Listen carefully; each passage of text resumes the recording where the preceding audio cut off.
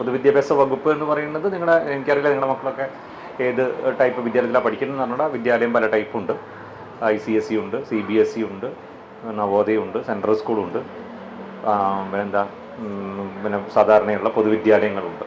അത് കേരള ഗവൺമെൻറ് കീഴിൽ വരുന്നത് പൊതുവിദ്യാലയങ്ങളാണ്. ബാക്കിയെല്ലാം കേന്ദ്ര ഗവൺമെൻറ് കീഴിലും ബോർഡിൽ അഫിലിയേറ്റഡ് ആയിട്ടുള്ളതാണ് ICSE ഒക്കെ. അപ്പം പൊതുവിദ്യാലയങ്ങളിലുള്ള പാഠ്യപദ്ധതി, അതിൻ്റെ ടെക്സ്റ്റ് ബുക്ക്, അതിൻ്റെ അധ്യാപക പരിശീലനങ്ങൾ, കുട്ടികൾക്കുള്ള മെറ്റീരിയലുകൾ തുടങ്ങിയ എല്ലാ കാര്യങ്ങളും ഉണ്ടാക്കുന്ന സ്ഥാപനമാണ് SCERT. അവിടെ സ്പെഷ്യൽ എഡ്യൂക്കേഷൻ എന്ന് പറയുന്ന ഒരു വിഭാഗമുണ്ട്. ആ വിഭാഗത്തിൻ്റെ നേതൃത്വം നൽകുന്ന ആളാണ് ഞാൻ. ബേസിക്കലി ഞാൻ കോഴിക്കോട്ടുകാരനാണ്, പക്ഷേ ഇപ്പോൾ ഞാൻ തിരുവനന്തപുരത്താണ് സെറ്റിൽ ചെയ്തിരിക്കുന്നത്. തിരുവനന്തപുരത്ത് നിന്ന് നിങ്ങളുമായിട്ട് സംവദിക്കാനാണ് വന്നിട്ടുള്ളത്. അപ്പം വിദ്യാഭ്യാസവുമായി ബന്ധപ്പെട്ടിട്ടാണ് സംസാരിക്കുന്നതെങ്കിൽ എനിക്ക് എന്താ പറയുക, ആധികാരികമായിട്ട് തന്നെ എനിക്ക് നിങ്ങളോട് സംവദിക്കാൻ സാധിക്കും. അതല്ല നിങ്ങളുടെ ആവശ്യങ്ങൾ മറ്റെന്തെങ്കിലും ആണെങ്കിൽ എൻ്റെ അറിവിൻ്റെ തലം വെച്ചിട്ട് ഞാൻ നിങ്ങളോട് സംവദിക്കും. അപ്പോൾ എന്താണ് നിങ്ങളുടെ ആവശ്യം എന്നാണ് അറിയേണ്ടത്. എനിക്ക് ഒന്നാമത് അറിയേണ്ടത് കുട്ടി ഭിന്നശേഷി വിഭാഗത്തിൽ ഏത് വിഭാഗത്തിൽ പെടുന്നു എന്നൊന്ന് അറിഞ്ഞാൽ കൊള്ളാമെന്നുണ്ട്. പഠന വൈകല്യം എത്രയല്ല പഠിക്കണേ? ശരി. മെഡിക്കൽ ബോർഡ് സർട്ടിഫിക്കറ്റ് ഉണ്ടോ? മെഡിക്കൽ ബോർഡ് സർട്ടിഫിക്കറ്റ് കിട്ടിയോ? കിട്ടിയിട്ടില്ല. IQ എത്രയാ? എന്താണ് പഠന വൈകല്യം എന്ന് പറഞ്ഞാൽ എന്താ? ഓക്കെ, പഠിക്കുന്നുണ്ട് പക്ഷെ ഓർമ്മയിൽ നിൽക്കുന്നില്ല. ഓക്കെ, ശരി. വേറെ ആരുടെയും മക്കൾ പഠന വൈകല്യം ഉണ്ട്? ഇപ്പൊ എങ്ങനെ 2-3 ആൾ പറഞ്ഞപ്പോൾ പഠന വൈകല്യം എന്ന് പറഞ്ഞപ്പം ഞാൻ അവിടെ നിർത്തിയിട്ട് എന്താണെന്ന് സംഭവം ചോദിക്കുകയാണേ. Slow learner കാറ്റഗറിയാണോ? എന്തുകൊണ്ടാണ് അമ്മ സ്ലോ ലേണർ എന്ന് പറയാൻ കാരണം? IQ എത്രയാ? 70യോ? 70, കൃത്യം 70യോ? ഇവര് 75 എന്നാ പറഞ്ഞത്. എനിക്കറിയില്ല എന്താ സംഭവം. എങ്ങനെ എന്താ വേണ്ടേ? ഓക്കെ പറയാം. അല്ല, ഞാൻ തൽക്കാലം പഠന വൈകല്യത്തിന് വന്നിട്ട് സെർബ്രൽ പാൾസി ഒന്നും അങ്ങനെ എന്താ പറയാ, പ്രത്യേകിച്ച് സെർബ്രൽ പാൾസിന്റെ കാര്യം മാത്രം പറയാം. സെർബ്രൽ പാൾസി കഴിഞ്ഞ ഒരു വ്യക്തി, സെർബ്രൽ പാൾസി ഉള്ളൊരു വ്യക്തി മറ്റു വ്യക്തികളെ പോലെയാണ്. അതിന് വ്യത്യാസങ്ങളില്ല. അവർക്ക് പഠിക്കുവാൻ, അവർക്ക് സെർബ്രൽ പാൾസി കൊണ്ടുള്ള ബുദ്ധിമുട്ടുണ്ടാകുമെന്നുള്ളതല്ലാതെ അവർക്ക് പഠിക്കുന്നതിന് എന്തില്ല, മറ്റു ബുദ്ധിമുട്ടുകളില്ല. അതുകൊണ്ട് തന്നെ എല്ലാവരും പഠിക്കുന്ന കോഴ്സുകൾ അവർക്കും എന്ത് ചെയ്യാം, ഏത് കോഴ്സും അവർക്ക് പഠിക്കാം. കോഴ്സിന് അവിടെ പരിമിതികളില്ല. 90% സെർബ്രൽ പാൾസി മൂലം ഡിസബിലിറ്റി ഉള്ള കുട്ടിയായിരുന്നു ആര്യ എന്ന് പറയുന്ന കുട്ടി, കോഴിക്കോടുള്ള ഞാൻ ഉണ്ടായിരുന്ന. ആ കുട്ടി ഇപ്പം ഐസറിൽ ആണ് പഠിക്കുന്നത്. ഐസർ എന്ന് പറയുന്നത് സാധാരണഗതിയിലുള്ള എൻട്രൻസ് എക്സാമിനേഷനേക്കാൾ ഉയർന്ന ലെവലിൽ നിൽക്കുന്ന പിന്നെ എന്താ പറയാ, കേന്ദ്രത്തിന്റെ നേതൃത്വത്തിൽ നടക്കുന്നതാണ്. വളരെ മിടുക്കരായ കുട്ടികൾ മാത്രമേ എവിടെ എത്തുള്ളൂ, ഐസറിലെത്തുള്ളൂ. അപ്പൊ ആ കുട്ടിയെ സംബന്ധിച്ചിടത്തോളം, ഞാൻ സെർബ്രൽ പാൾസിയുടെ കുട്ടിയുടെ കാര്യം പറയണം. ആ കുട്ടിയെ സംബന്ധിച്ചിടത്തോളം SSLCക്ക് ഫുൾ A+ ആണ്. +2ന് 1000 out of 1000 ആണ്. അപ്പം അത് ആണ്. ഓക്കെ ശരി. അപ്പം കാര്യം മാറി. ഓക്കെ, അപ്പം കാര്യം മാറി. ഞാൻ പറഞ്ഞ സെർബ്രൽ പാൾസി പറഞ്ഞിട്ട് നമ്മൾ എന്ത് ഡിസ്കസ് ചെയ്തിട്ട് കാര്യമില്ല. ഏത് കോഴ്സാണ് നല്ലതെന്ന് പറഞ്ഞാൽ സെർബ്രൽ പാൾസി എന്ന് പറയുമ്പോൾ പിന്നെ ആ കുട്ടിയുടെ വ്യക്തിഗതമായിട്ടുള്ള താല്പര്യങ്ങളൊക്കെ തന്നെ എന്നെ പോലെ നിങ്ങളെ പോലെ താല്പര്യങ്ങൾ എന്താണ്, അഭിരുചി എന്താണെന്നൊക്കെ പറഞ്ഞ ലെവലിൽ പോകും. പഠന വൈകല്യം എന്ന് പറയുമ്പോൾ പിന്നെ ഒരു കാറ്റഗറി മാറി. ഓക്കെ, നമുക്ക് പിന്നെ തൽക്കാലം സമയത്തിന്റെ അപര്യാപ്തത ഉള്ളത് കൊണ്ട് ഓടിച്ചു ചോദിക്കാം. എന്താണ് പിന്നെ പഠന വൈകല്യം എന്ന് പറഞ്ഞാൽ എന്താണ്? നമുക്ക് അതിലേക്ക് വന്നിട്ട് തുടങ്ങാം. എന്താണ് പഠന വൈകല്യം എന്ന് പറഞ്ഞാൽ? നേരത്തെ പറഞ്ഞു, പഠന വൈകല്യം കൊണ്ട് ഉണ്ടാകുന്ന ബുദ്ധിമുട്ടുകൾ ഇവിടുന്ന് പറഞ്ഞു. ഇതൊക്കെ പറയണത് പഠന വൈകല്യം എന്ന് പറയുന്ന അവസ്ഥ കൊണ്ട് ഉണ്ടാകുന്ന ബുദ്ധിമുട്ടുകളാണ് ഈ പറയണത്. എഴുതില്ല, വായിക്കില്ല എന്നൊക്കെ പറയണം. എന്താണ് പഠന വൈകല്യം എന്ന് പറഞ്ഞാൽ എന്താ?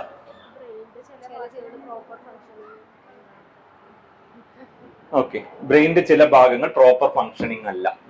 ഓക്കെ ശരി, അത്ര അങ്ങോട്ട് ഇപ്പൊ വേണ്ടായിരുന്നു. എന്തായാലും അത് തന്നെയാണ് പറഞ്ഞത് തന്നെയാണ്. പക്ഷെ നമ്മൾ വിചാരിക്കുന്ന പോലത്തെ പ്രശ്നങ്ങളൊന്നുമല്ല. ഞാൻ പറയുന്നത് നിങ്ങൾ മനസ്സിലാക്കുന്നത് നിങ്ങളുടെ സെൻസറി ഓർഗനിലൂടെ വിവരങ്ങൾ നിങ്ങൾക്ക് ലഭിക്കുന്നത് കൊണ്ടാണ്. പഞ്ചേന്ദ്രിയങ്ങളിലൂടെ വിവരങ്ങൾ നിങ്ങൾക്ക് ലഭിക്കുന്നത് കൊണ്ടാണ്. ഏതൊരു ഹ്യൂമൻ ബീയിങ്ങും, മനുഷ്യനും പിന്നെ കാര്യങ്ങൾ മനസ്സിലാക്കുന്നത് പഞ്ചേന്ദ്രിയങ്ങളിലൂടെ വിവരങ്ങൾ സംശീകരിച്ചിട്ടാണ്. അപ്പൊ പഞ്ചേന്ദ്രിയം എന്ന് പറയുന്നത് കണ്ണുണ്ട്, കാതുണ്ട്, മൂക്കുണ്ട്, നാക്കുണ്ട്, ത്വക്കുണ്ട്. ഈ 5 ഇന്ദ്രിയങ്ങളാണ് എന്ത് പറയുന്നത്? പഞ്ചേന്ദ്രിയങ്ങൾ എന്ന് പറയുന്നത്. അപ്പൊ നമ്മൾ കാണുന്നത് എവിടെയാ? നമ്മൾ കാണുന്നത് എവിടെയാ? നമ്മൾ കാണുന്നത് കണ്ണിലല്ല, നമ്മൾ കാണുന്നത് ബ്രെയിനിലാണ്. കാണുന്നത് കണ്ണിലായിരുന്നുവെങ്കിൽ മുമ്പിലൂടെ ഒരാൾ പോയി കഴിഞ്ഞാൽ നമ്മൾ കാണാതിരിക്കില്ല. നമ്മൾ എന്തോ ആലോചിച്ച് നടക്കുമ്പം ഒരാൾ അവിടുന്ന് ഇങ്ങോട്ട് വരികയാണ്. അപ്പൊ അയാൾ ചോദിച്ചു എന്തോടെ ഒന്നും മിണ്ടാതെ പോകുന്നു. അയ്യോ ഞാനൊന്നും ശ്രദ്ധിച്ചില്ല കേട്ടോ, ഞാൻ ഇങ്ങനെ ഒരു കാര്യം ആലോചിച്ച് നടക്കുകയായിരുന്നു എന്ന് പറയും. കേൾക്കുന്നത് ചെവിയിലാണെങ്കിൽ നിങ്ങൾക്ക് ഇവിടെ ഇരിക്കാൻ കഴിയില്ല. എന്താ? ഫിൽട്രേഷൻ ഉണ്ടാവില്ല. ആ വണ്ടി പോകുന്നു നിങ്ങൾ കേൾക്കും, എല്ലാ ശബ്ദവും കേൾക്കും, ആ മോൻകാരെ പിന്നെ പ്രശ്നം ഉണ്ടാക്കുന്നതും കേൾക്കും, എല്ലാം നിങ്ങൾ കേൾക്കും. അവിടെ ചെവിയിലല്ലേ? അപ്പൊ ചെവി എന്ത് ചെയ്യുന്നില്ല, ബ്രെയിൻ എന്ത് ചെയ്യുന്നു? ആവശ്യമുള്ളത് മാത്രം കേൾക്കാൻ വേണ്ടിയിട്ട് ഫിൽട്ടർ ചെയ്യും. ഇങ്ങനെ എല്ലാ കാര്യങ്ങളും നടക്കുന്നത് എവിടെയാ? ബ്രെയിനിലാണ്. അപ്പൊ ബ്രെയിനിൽ നടക്കുമ്പം നമ്മുടെ ശരീരത്തിന്റെ പല പാർട്സിന് പല പ്രശ്നങ്ങൾ ഉണ്ടാവുന്നതാണ് അസുഖം അല്ലേ? മെന്റൽ ഇൽനെസ് എന്ന് പറഞ്ഞാൽ എന്താ? മെന്റൽ ഇൽനെസ് എന്താ പറയുക? മാനസിക അനാരോഗ്യം എന്ന് പറഞ്ഞാൽ എന്താ?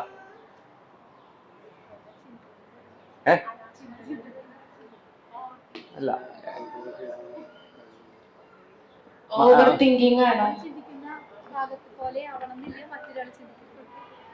ഓക്കെ നിങ്ങളൊക്കെ സിംറ്റംസ് ആണ് പറയുന്നത്.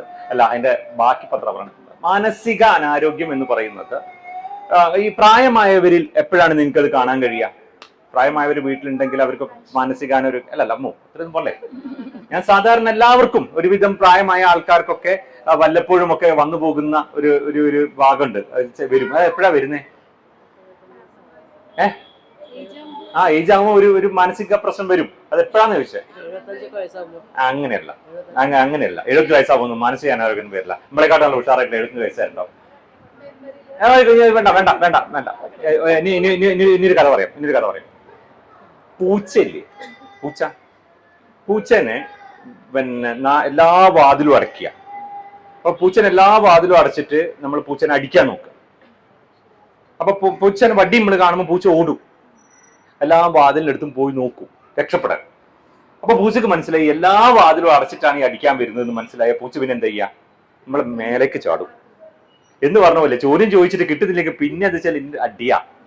അത് വേണ്ട. പൊട്ടാസ്യം പിന്നെ എന്ന് പറയുന്ന ഒരു കെമിക്കൽ പ്രായമായവർക്ക്, ഇപ്പൊ നമ്മൾ ഷുഗർ അബ്സോർബ് ചെയ്യാത്ത പ്രശ്നം കൊണ്ട് ഷുഗർ ഉണ്ടാവുമെന്ന് പറയുന്നില്ലേ? പൊട്ടാസ്യം കുറയുമ്പം ആൾക്കാർ എന്ത് കാണിക്കും? നോർമൽ അല്ലാത്ത ബിഹേവിയർ കാണിക്കും. അപ്പൊ ഇതെന്താ ഇത്രയും കാലം പിച്ചും പേയും പറയുന്നത്? ഇതെന്താ ഇങ്ങനെയൊക്കെ സംസാരിക്കണമെന്ന് ചോദിക്കും. അത് പൊട്ടാസ്യത്തിന്റെ അളവ് കൂടിയാലും കാണിക്കും, ഡോക്ടർ ക്ഷമിക്കണം, പൊട്ടാസ്യത്തിന്റെ അളവ് കൂടിയാലും കാണിക്കും, പൊട്ടാസ്യത്തിന്റെ അളവ് കുറഞ്ഞാലും കാണിക്കും. അപ്പൊ നമുക്ക് മനസ്സിലാവണം ഏത് ഈ വ്യക്തിക്ക് എന്തുണ്ടായിരുന്നില്ല, ഇത്രയും കാലം പ്രശ്നങ്ങളൊന്നും ഉണ്ടായിരുന്നില്ല. ഇങ്ങനെ എന്തുകൊണ്ടാണ് അബ്നോർമൽ, സാധാരണ കാണിക്കാത്ത ബിഹേവിയർ കാണിക്കുന്നത്? പൊട്ടാസ്യത്തിന് എന്തെങ്കിലും കുറവുണ്ടോ എന്ന് ടെസ്റ്റ് ചെയ്ത് നോക്കിയാൽ പൊട്ടാസ്യത്തിന് കുറവ് കാണും. അപ്പൊ ശരീരത്തിൽ കെമിക്കലിന്റെ ചേഞ്ച് കൊണ്ടാണ് എന്ത് വരുന്നത്? മാനസിക അനാരോഗ്യം വരുന്നത്. കെമിക്കൽ ചേഞ്ച് വരികയാണ്. മനസ്സിലായോ? നമുക്ക് സ്ഥിരമായിട്ട് വിഷമം ഉണ്ടാവുക എന്ന് വിചാരിക്കുക. അപ്പൊ നമ്മുടെ ശരീരത്തിൽ എന്തുണ്ടാവും? കെമിക്കലിന്റെ ചേഞ്ച് ഉണ്ടാവും. നമുക്ക് സ്ട്രെസ് കൂടും, സ്ട്രെയിന് കൂടും ഒക്കെ ഉണ്ടാവില്ലേ? പരീക്ഷയാകുമ്പോൾ കുട്ടികൾക്ക് എന്തുണ്ടാവും? ലൂസ് മോഷൻ ഉണ്ടാവും. പരീക്ഷ എന്ന് പറയുന്ന സാധനത്തിന് ഉണ്ടാവുന്ന സാധനം എന്താ? ടെൻഷൻ. അത് മനസ്സിന്റെ സാധനല്ലേ? ആണോ? അത് എന്താക്കി മാറ്റും? ഫിസിക്കലായിട്ട് പറയുമ്പോഴാണ് വോമിറ്റിംഗ്, പിന്നെ എന്ത് പറയുന്നത്, ഹെഡ് ഏക്ക്, ലൂസ് മോഷൻ. പരീക്ഷയുടെ തലേന്നൊക്കെ ചിലപ്പോൾ പിള്ളേര് 3, 4, 5 പ്രാവശ്യം ബാത്റൂം പോകും. ടെൻഷനാണ് എന്താക്കുന്നത്?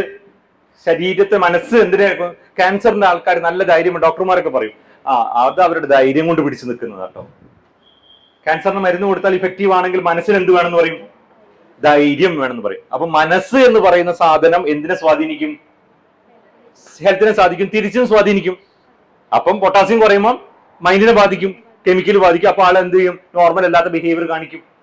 ഞാൻ പറഞ്ഞു വന്നത് ഈ മനുഷ്യന്റെ പിന്നെ എന്താ പറയാ, ശരീരത്തിൽ ഉണ്ടാകുന്ന വ്യത്യാസ വ്യതിയാനങ്ങളാണ് മെന്റൽ ഇൽനെസ് എന്ന് പറയുന്നത്. അത് ഏകതുപോലെ കരുതാൻ നമുക്ക് സാധിക്കണം, പനി പോലെ കരുതാൻ സാധിക്കണം, പിന്നെ ഷുഗർ പോലെ കരുതാൻ സാധിക്കണം. ഷുഗർ ഉണ്ടായ എന്താ ചെയ്യുന്നത്? ഷുഗർ ഒന്നും എന്ത് ചെയ്യും? മെഡിസിൻ എടുക്കും. ഷുഗറിന് മെഡിസിൻ കഴിക്കും, പ്രഷർ വന്ന് എന്ത് ചെയ്യും, മെഡിസിൻ കഴിക്കും. മറ്റുള്ളവന് പ്രശ്നമില്ല, കാരണം വെച്ചാൽ അവനവനെ ബാധിക്കാത്ത പ്രശ്നമായതുകൊണ്ട്, ആ ഗുളിക കുടിക്കുന്ന ആളെ മാത്രം പ്രശ്നമായതുകൊണ്ട് നമുക്ക് പ്രശ്നമില്ല. അത് കൊളസ്ട്രോളിന് മരുന്നും ചൂണ്ടിക്കാണിച്ച് നിങ്ങളെ നേരിക്കണ്ട, കൊളസ്ട്രോളിന് മരുന്നും ഷുഗറിന്റെ മരുന്നും പ്രഷറിന്റെ മരുന്നും ഒക്കെ കുടിക്കുന്നുണ്ടെന്നേ പറയുള്ളൂ. പക്ഷെ ഇതേ അവസ്ഥ തന്നെയാണ് എന്തിനും, മെന്റൽ ഇൽനെസ്സിനും ഇതേ സാധന. പക്ഷെ അത് നമ്മളെ ബാധിക്കുന്നത് കൊണ്ട് നമുക്ക് പ്രശ്നമാവുന്ന. മരുന്ന് കൊടുത്താലും അവർ കാണിക്കുന്ന ബിഹേവിയർ ആരെ ബാധിക്കുന്നു, നമ്മളെ ബാധിക്കുന്നു. അപ്പോഴാണ് നമുക്ക് പ്രശ്നം വരും. മനസ്സിലാവേണ്ടി പറഞ്ഞേ, ആ അസുഖം ഈ അസുഖം എന്താണ്, ഒരേപോലെ കാണാൻ പറ്റണം. രണ്ടും എന്താണ്, കെമിക്കൽ ചേഞ്ച് ആണ്. ഇനി പിന്നെ ജനറലൈസ് ചെയ്യണ്ട, അതൊരു 50 തരമുണ്ട്.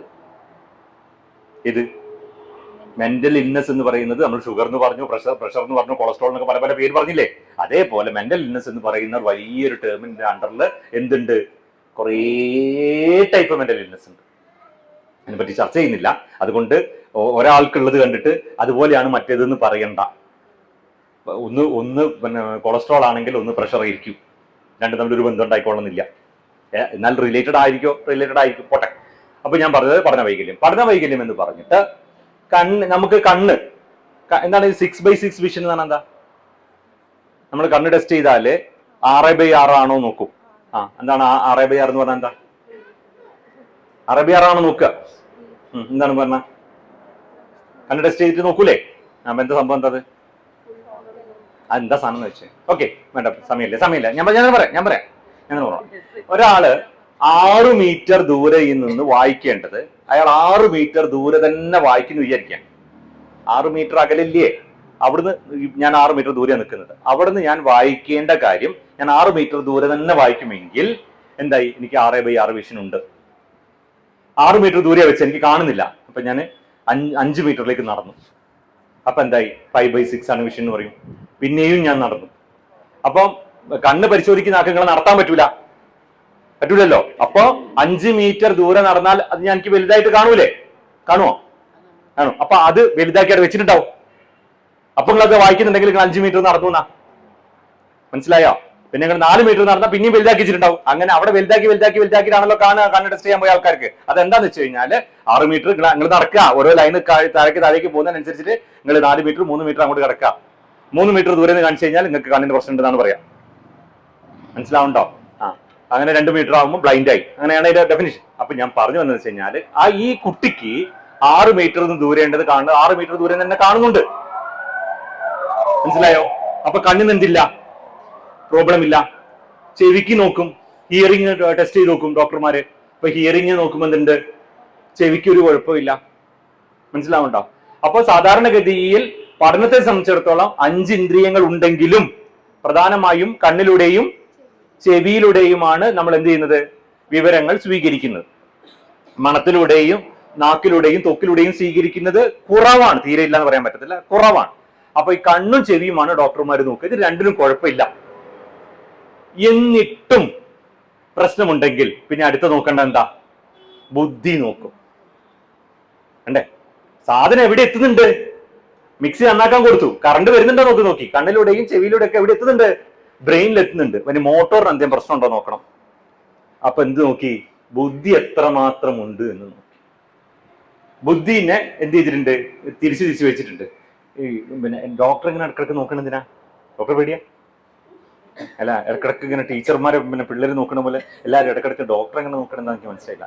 എനിക്കറിയില്ല ഇവിടുത്തെ സെറ്റപ്പ് എന്താണെന്നറിയില്ല. ഇടക്കിടക്ക് ഡോക്ടർ വീഡിയോ എടുക്കണം നോക്കണം. ആയിക്കോട്ടെ, ഇനി ഞാൻ ഡോക്ടറുടെ കഴിഞ്ഞിട്ട് പറയാം. എല്ലാവരും വീഡിയോ ഇങ്ങനെ ഒന്ന് പിടിച്ചു കൊടുക്കാൻ അതിൽ വരാനാണെങ്കിൽ. ഓക്കെ, അപ്പം പറഞ്ഞെന്താ, ഇവിടെ എത്തിയ അതെ. അപ്പൊ ബുദ്ധി നോക്കും. അങ്ങനെ ബുദ്ധി നോക്കുമ്പം എങ്ങനെയാ ബുദ്ധി നോക്കുന്നേ? ബുദ്ധിന്റെ ഇംഗ്ലീഷാണ് IQ. ബുദ്ധി എങ്ങനെയാ നോക്കണേ? IQ എങ്ങനെ നോക്കണേ, ബുദ്ധി നോക്കുക എന്ന് അറിയരുത്. എങ്ങനെയാ നോക്കണേ? ഓരോരോ കാര്യം തന്നെ മനസ്സിലാവില്ലോ, അങ്ങനെ പറഞ്ഞാ പറയും.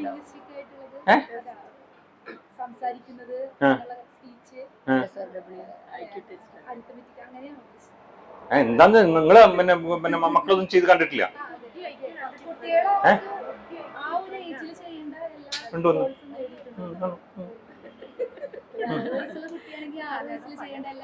എങ്ങനെയാ നോക്കുന്നതെന്നാ ചോദിച്ചേ. എന്താണ് നോക്കുന്നത്? എന്താണ് ഒരു മെത്തേഡ് എന്താന്ന്? Okay okay. Bhatia Kamath test എന്നാണ് പറഞ്ഞത്. ചാമ്പ്യതാണോ എന്ന് അറിയില്ല. പിന്നെ കുറച്ച് കട്ടി കിടന്നോട്ടെ എന്നുള്ളത് കൊണ്ട് ചാമ്പ്യതാണോ എന്ന് അറിയില്ല. എനിവേ ഓക്കെ, പല പല പല പല ഇന്റലിജൻസ് ടെസ്റ്റുകൾ ഉണ്ട്. ഞാൻ പറഞ്ഞു വരുന്നത് എന്താണെന്ന് വെച്ച് കഴിഞ്ഞാൽ ഇന്റലിജൻസ്. അപ്പൊ ഇന്റലിജൻസ് ടെസ്റ്റിൽ 1-2 ഐറ്റം ഞാൻ പറയാം. 1-2 ഐറ്റം പറഞ്ഞു ഞങ്ങൾക്ക് മനസ്സിലാവും. 1-2 ഐറ്റം എന്താന്ന് വെച്ച് കഴിഞ്ഞാൽ, ഇപ്പൊ നമ്മളോട് ഒരു സെറ്റ് ഓഫ് പിക്ചർ കാണിക്കും, കുറേ ചിത്രങ്ങൾ ഉണ്ടാവും. എന്നിട്ട് നമ്മളോട് പറയും ഒരു 2 മിനിറ്റ് ഒന്ന് നോക്കാൻ പറയും. 2 മിനിറ്റ് നോക്കിയതിനു ശേഷം അതും കൂടി മറക്കും. മറിച്ചിട്ട് അതിൽ എന്തൊക്കെ ഉണ്ടായിരുന്നു, എത്ര പച്ചക്കറികൾ ഉണ്ടായിരുന്നു, അടുക്കളയിൽ ഉപയോഗിക്കുന്ന ഇലക്ട്രോണിക്സ് ഉപകരണങ്ങൾ എത്ര ഉണ്ടായിരുന്നു എന്നൊക്കെ ചോദിക്കും. അതെന്താ നോക്കിയത്? വിഷ്വൽ മെമ്മറിയാണ് നോക്കിയത്. വിഷ്വൽ മെമ്മറി, കാഴ്ചയിൽ നിന്ന് എന്ത് മെമ്മറി ഉണ്ടാകുന്നുണ്ട് എന്നാണ് നോക്കിയത്. ഇത് 2 മിനിറ്റ് ആണോ കാണിക്കേണ്ടത്, 1.5 മിനിറ്റ് ആണോ കാണിക്കേണ്ടത് എന്നുള്ളത് സ്റ്റാൻഡേർഡൈസ്ഡ് ആണ്. അല്ലാണ്ട് ഇവർക്ക് തോന്നുന്ന പോലെ ചെയ്യുന്നതല്ല. അതിന്റെ ബുക്ക്ലെറ്റ് പറഞ്ഞിട്ടുണ്ടാവും, ഈ പിക്ചർ ഇത്ര നേരം കാണിക്കണം എന്ന് പറഞ്ഞിട്ടുണ്ടാവും. ആ പറഞ്ഞ പ്രകാരം കാണിക്കാം. ഞാൻ മറ്റൊന്ന് പറയാം. ഞാൻ നിങ്ങളോട് പറയാണ്, ഒരു നമ്പർ പറയാം, ഒരു എക്സാമ്പിൾ പറയാണ്. 7345 തിരിച്ചു പറയാൻ പറയും. അപ്പൊ നിങ്ങൾ പറയാം 7345. അപ്പൊ ഞാൻ അടുത്ത പറയും 329883. നേരത്തെ 4 പറഞ്ഞേ, 5 ആക്കി, 6 ആക്കി, 7 ആക്കി, 8 ആക്കി. അപ്പൊ അതെന്ത് ടെസ്റ്റ് ചെയ്ത്? Auditory memory. ഓഡിറ്ററി മെമ്മറി പറഞ്ഞു കഴിഞ്ഞിട്ട് തിരിച്ചു പറയാൻ പറയാ. ഇങ്ങനെ നിങ്ങളുടെ സ്കോർ എവിടെ വരുന്നു? ഒരു ലോജിക്കൽ ആയിട്ടുള്ള ക്വസ്റ്റ്യൻസ് കൊടുത്തിട്ട്, ചിത്രങ്ങൾ കൊടുത്തിട്ട്, ക്വസ്റ്റ്യൻസ് കൊടുത്ത്, ചെറിയ കുട്ടികളൊക്കെ ആണെങ്കിൽ ചിത്രങ്ങളെ കൊടുക്കുക. അടുത്തത് എന്തായിരിക്കും എന്നൊക്കെ നോക്കി മാർക്ക് ഇട്ട് ടോട്ടൽ കണ്ട് പറയുന്നതാണ് എന്ത്? IQ ടെസ്റ്റ് എന്ന് പറയുന്നത്. അപ്പൊ IQ കുറവാണ് എന്ന് പറഞ്ഞാൽ അതിന്റെ അർത്ഥം എന്താ? ഏതിലൊക്കെയോ ഘടകങ്ങളിൽ കുട്ടിക്ക് എന്താണ് കിട്ടിയത്? മാർക്ക് കുറവാണ് കിട്ടിയത് എന്നാണല്ലോ അതിന്റെ അർത്ഥം. അപ്പൊ നിങ്ങൾ പറയണത് എവിടെ നിൽക്കും? പഠിച്ചിട്ട് നിൽക്കണില്ല, ഓർമ്മ നിൽക്കണില്ല എന്നൊക്കെ പറയുന്നത് സാധൂകരിക്കപ്പെടും. കാരണം അത്തരം കുറെ ഘടകങ്ങൾ നോക്കിയിട്ടാണ് ഈ ടെസ്റ്റ് നടത്തിയിട്ടാണ് ഇതിന്റെ വാല്യൂ പറഞ്ഞിട്ടുള്ളത്. നിൽക്കും. 75 ഒക്കെ ഉണ്ടെന്ന് വിചാരിക്കുക, പറഞ്ഞത് 75 ആണെങ്കിൽ 75 ഉണ്ടെന്ന് വിചാരിക്കുക. വലിയ മെമ്മറി ലോസ് ഇല്ല. കാര്യം മനസ്സിലാവണ്ട. അതൊരു എന്താ പറയാ, സ്ലോ ലേണർ എന്ന് ഇവിടുന്ന് പറഞ്ഞു. ശരാശരിയേക്കാൾ താഴെ എന്നേ ഉള്ളൂ. 70-നും 90-നും ഇടയിലാണ് പിന്നെ പെർസെൻറ്റേജ് കിട്ടുന്നതെങ്കിൽ, 70-നും 90-നും ഇടയിലാണ് പെർസെൻറ്റേജ് കിട്ടുന്നതെങ്കിൽ നമ്മൾ എന്ത് പറയും? ശരാശരിയിൽ താഴെയാണ്, സ്ലോ ലേണർ ആണ് ആള് എന്ന് പറയും. മനസ്സിലാവുണ്ടോ? 69 അതിന് താഴെയാണ് എന്നുണ്ടെങ്കിൽ നമ്മൾ പറയും ബുദ്ധിപരമായ പരിമിതികളുണ്ട്, വെല്ലുവിളികളുണ്ട്, പ്രയാസങ്ങളുണ്ട് എന്നൊക്കെ നമ്മൾ പറയും. അതിന് താഴെയാണ്. ലേണിംഗ് ഡിസേബിൾഡ് ആകണമെങ്കിൽ 90-ൽ കൂടുതൽ IQ വേണം. മനസ്സിലാവുണ്ടോ?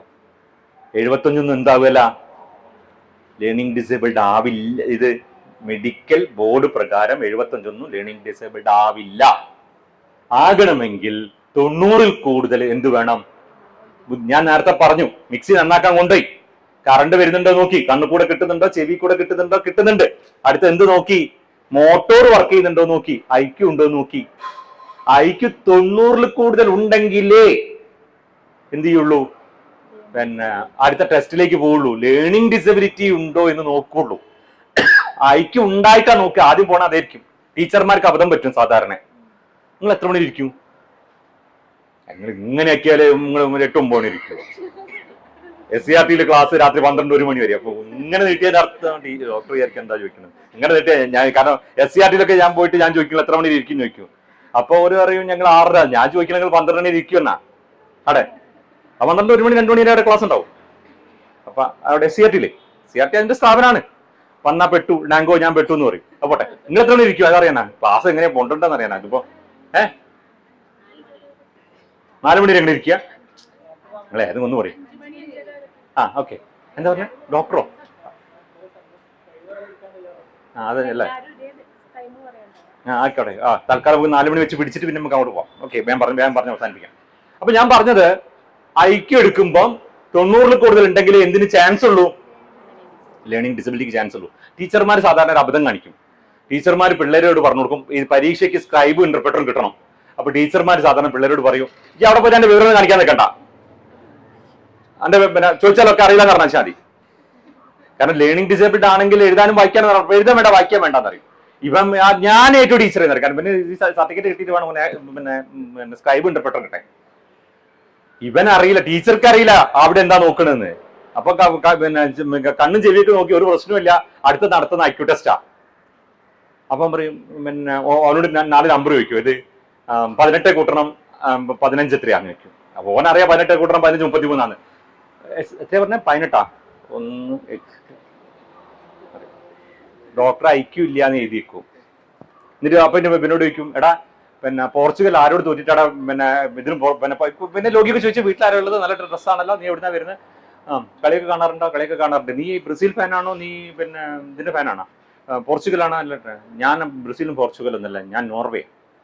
നോർവേന്റെ ഏത് കളിക്കാരനാണ് നിങ്ങളെ ബെസ്റ്റ് എന്ന് പറഞ്ഞാൽ? ഓനെ മറ്റവനോട് പറഞ്ഞപ്പോ അത് പറഞ്ഞ് ഇത് പറഞ്ഞ് കൊടുക്കായി ഞാനും ആ ടീം തന്നെയാണ് എന്ന് പറഞ്ഞു. അതിൽ എഴുതി റിവ്യൂ ആഫ്റ്റർ 1 ഇയർ. കാരണം ഡോക്ടർക്ക് തന്നെ അയാളെ പേര് നിൽക്കണില്ല, ആ കളിക്കാരന്റെ. അതിന്റെ ബാക്ക് ആരായിരുന്നു, അതിന്റെ ഫ്രണ്ട് ആരായിരുന്നു, അതിന്റെ ഗോളി ആരായിരുന്നു, ഓൻ ഏത് ടീമിന്റെ ലിവർപൂളിലാണോ മാഞ്ചസ്റ്ററിലാണോ എന്ന് വരെ ഇവൻ മണി പോലെ പറയും. ഇവന് മനസ്സിലായില്ല ഡോക്ടർ പാര വെച്ചത്. 18-15 ചോദിച്ചാൽ അവൻ പറയില്ല, കാരണം ഡോക്ടർ ടീച്ചർ പറഞ്ഞു കൊടുത്ത് വിട്ടിട്ടുണ്ടോ മിണ്ടരുതെന്ന്. ഈ കളി അത് കഴിഞ്ഞിട്ട് പരിശീലനമൊക്കെ കഴിഞ്ഞ് ഡോക്ടർ ഇത് ഇതുപോലൊക്കെ കാണിച്ചിട്ട് പിന്നെ അവനോട് ചോദിക്കുകയാണേ. അവിടെ ഇവൻ കളിയുടെ ആവേശത്തിൽ കളിയായി, ഡോക്ടർ റിവ്യൂ 1 വീക്ക് നിർത്തി.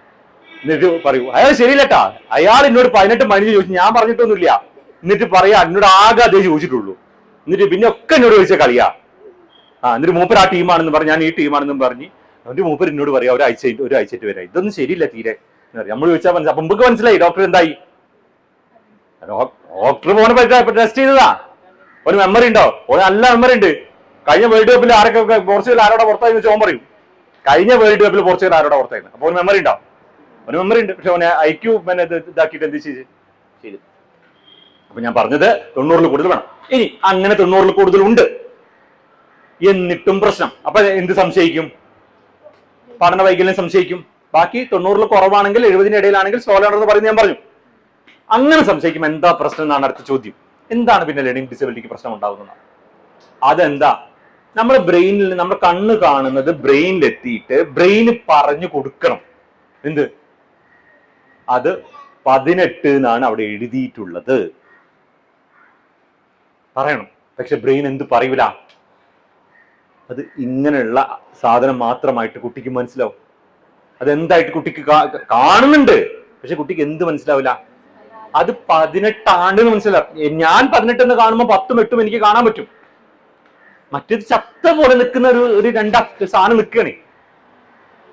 കൂട്ടണം പിന്നെയും കുറെ ഫെമിലാ. 13 എന്താ? അപ്പൊ അത് ബ്രെയിന് പറയേണ്ട 13 പറയൂല. അപ്പൊ എന്താ സംഭവിക്കുക? കാഴ്ചയിൽ നിന്ന് ബ്രെയിനിനെടുത്ത് ഇന്റർപ്രറ്റ് ചെയ്യാനാണ്. നമ്മൾ ഇംഗ്ലീഷ് ആണെങ്കിൽ മലയാളം എനിക്കറിയില്ല. വിഷ്വൽ പെർസെപ്ഷൻ എന്ന് പറഞ്ഞാൽ ഞാൻ അങ്ങോട്ട് പറയാം. പെർസെപ്ഷൻ എന്ന് പറഞ്ഞു കഴിഞ്ഞാൽ മീനിങ് ഇന്റർപ്രിട്ടേഷൻ ഓഫ് സെൻസേഷൻസ് ആണ്. മീനിങ് ഇന്റർപ്രിട്ടേഷൻ എന്ന് പറഞ്ഞു കഴിഞ്ഞാൽ അർത്ഥവത്തായി ബ്രെയിൻ എന്ത് കാണുന്നതിനെ വ്യാഖ്യാനിച്ചു കൊടുക്കുക. പക്ഷെ ബ്രെയിൻ വ്യാഖ്യാനിച്ചു കൊടുക്കുന്നില്ലെങ്കിൽ അത് വെറും വരകളും കുറകളുമായിരിക്കും ആരെ സംബന്ധിച്ചിടത്തോളം? ആ കാണുന്ന വ്യക്തിയെ സംബന്ധിച്ചിടത്തോളം. അപ്പം ആ വ്യക്തിയോട് ഒരാൾ പറയാം അത് 18 കൂട്ടണം 15 എഴുതിയത് എന്ന് പറഞ്ഞാൽ ബ്രെയിനിലേക്ക് എന്തിലൂടെ കയറുന്നത്? ചെവി കൂടെ. അവിടെ പ്രശ്നമില്ല. അതാണോ അവിടെ എഴുതിയത്? അത് 18 5 33. അതാണ് പക്കാ ലേണിംഗ് ഡിസേബിൾഡ്. കാര്യം മനസ്സിലായോ? 18 15 നമ്മൾ ഒന്നും പറയുന്നില്ല. 18 15 എഴുതാൻ പറഞ്ഞു, എഴുതത്തില്ല. എന്താണ് നീ എഴുതാത്തത്? അത് 18 കൂട്ടണം 15 അതാണ് അവിടെ ചോദിച്ചത്. എങ്കിൽ 18 15 33 എഴുതി എന്തായി? അപ്പം ലേണിംഗ് ഡിസേബിൾഡ് ആണെന്ന് മനസ്സിലായിക്കോളണം. കാര്യം മനസ്സിലായി? അപ്പം ചിലപ്പം ഓഡിറ്ററിക്കും പ്രശ്നം ഉണ്ടാവും, ചെവിക്ക് പ്രശ്നമില്ല. ചെവി ബ്രെയിനിലെത്തി ബ്രെയിൻ ഇന്റർപ്രറ്റ് ചെയ്ത് കൊടുക്കുന്ന ആ ഭാഗത്തും പ്രശ്നം ഉണ്ടാവും. അപ്പൊ 2 പ്രശ്നമായി. കണ്ടാലും പ്രശ്നം, കേട്ടാലും പ്രശ്നം. അപ്പൊ എന്ത് ചെയ്യും? അവന്റെ കൈയിന്റെ വിരലിന്റെ തുമ്പ് വെച്ചിട്ട് പൂഴി ഇല്ലേ, നനച്ച പൂഴി, അല്ലെങ്കിൽ സാൻഡ് പേപ്പർ ഇല്ലേ, സാൻഡ് പേപ്പറിൽ 18 കൂട്ടണം 15 എന്ന് ചോദിക്കും. പറയുന്നുണ്ടോ എന്നറിയാൻ. അപ്പൊ പറഞ്ഞാൽ അന്നേരം നമ്മൾ നമുക്ക് മനസ്സിലാവാം പ്രശ്നം വന്നെന്ന്.